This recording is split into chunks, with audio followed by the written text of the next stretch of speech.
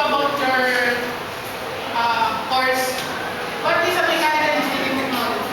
So in mechanical technology is for operating different operation in using the lathe machines, milling, drill press, and other equipment that will be used in machine shop. What year and course do you right now? What year and course do you are now? I'm graduating student here now. I'm graduated April 2, 2013 this year. Are you a working student, sir? Yes, until I'm working until at age of 8 years old until now because I need to continue my studies because I know my parents don't have any work.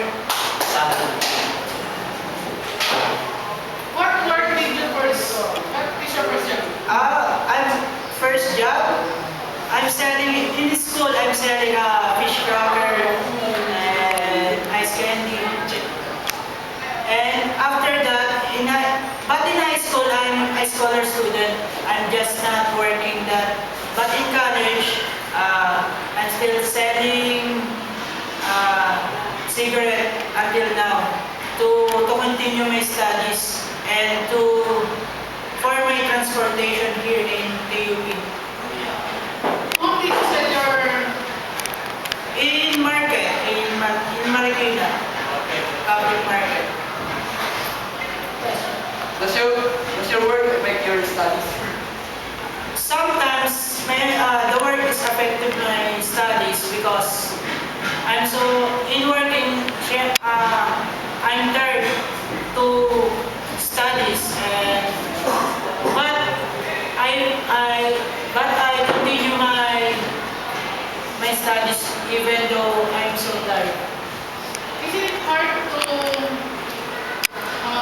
manage your schedule between work and school? Sometimes my schedule is How did you manage your schedule? sometimes I do not manage my time because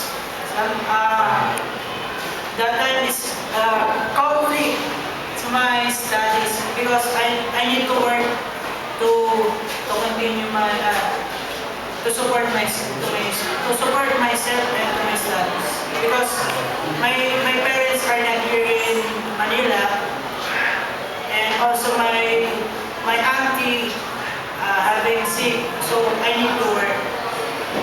Where is your parents? My parents are in Bicol, Where in Bicol? Albay. Do you still have time to enjoy? Sometimes I give myself to enjoy so that I will not feel the hardship that I face today. Is there difficulties between work and school? There are some conflict. Yes, but I must do my best to pass, and I have a dream to achieve. That's all. What is that dream? To become a better person, to help my family, and to become a good teacher to my fellow students.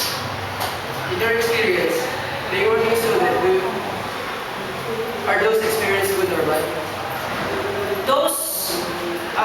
For me, those experiences are good for me because those experiences give me strength to fight all the hardship that I face to my life.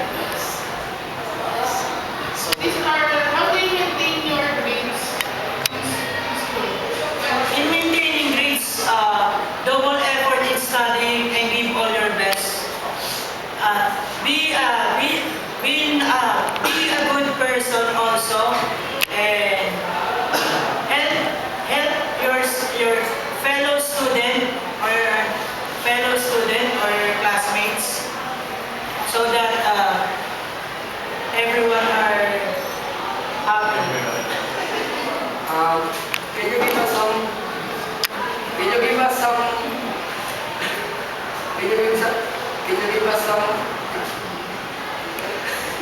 Can you give us some advice to other working students?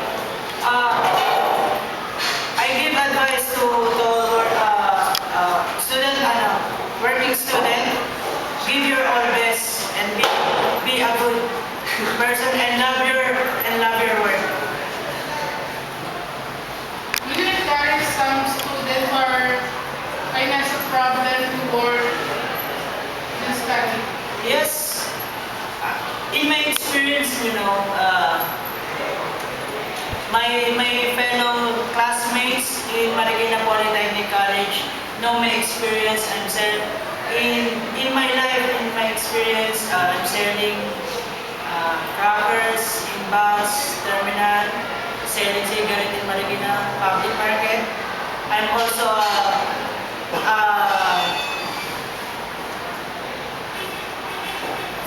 public, that's tagabantay ng CR to to